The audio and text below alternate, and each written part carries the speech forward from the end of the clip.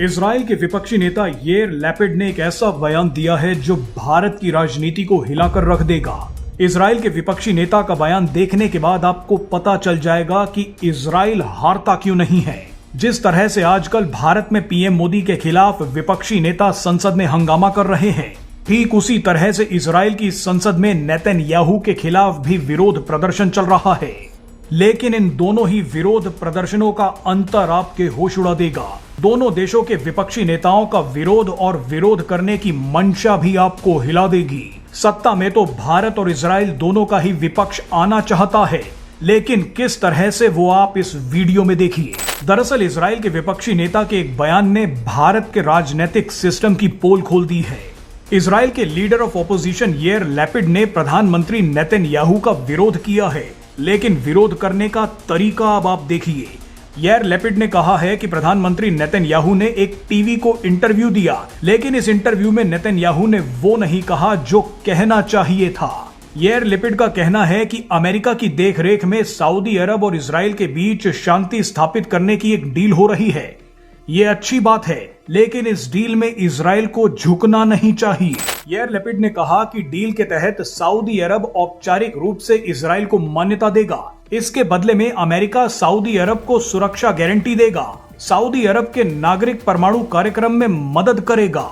यहाँ तक तो हम भी इस बात से सहमत हैं, लेकिन नेतन्याहू को यह साफ साफ बोल देना चाहिए कि सऊदी अरब को न्यूक्लियर पावर प्लांट से बिजली बनाने के लिए खुद यूरेनियम एनरिच करने की इजाजत नहीं दी जाएगी। याइर लैपिड ने कहा कि सऊदी अरब बार बार अमेरिका से रिक्वेस्ट कर रहा है कि वो यूरेनियम खुद ही एनरिच करेगा, लेकिन इजराइल के प्रधानमंत्री के तौर पर नेतन्याहू को अड़ जाना चाहिए। किसे पता कि कल सऊदी अरब भी यूरेनियम का गलत इस्तेमाल कर ले, उस यूरेनियम से हथियार बनाकर इजराइल के खिलाफ ही और बड़ा खतरा बन जाए। इजराइल का विपक्ष नहीं चाहता कि नेतन्याहू से कोई गलती हो और उसका फायदा सऊदी अरब को मिले। ये है इजराइल का विपक्ष। इसी विपक्षी नेता ने ईरान जंग के दौरान कहा था कि हम सरकार के साथ खड़े हैं।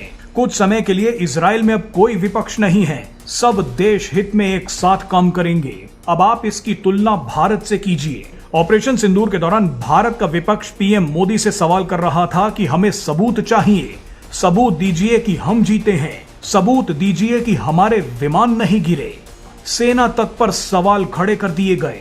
बीजेपी की माने तो हमारे लीडर ऑफ ऑपोजिशन विदेशों में जाकर भारत के खिलाफ ही बयानबाजी करते हैं, सीक्रेट विदेश यात्राएं करते हैं। आप सोचिए कि नीट पेपर लीक के खिलाफ विपक्षी दलों ने पीएम मोदी के घर के बाहर धरना तक देना शुरू कर दिया, लेकिन जब सरकार पेपर लीक को रोकने के लिए संसद में एक बिल लाई तो भारत के ही विपक्षी दल उस बिल को पास नहीं होने दे रहे।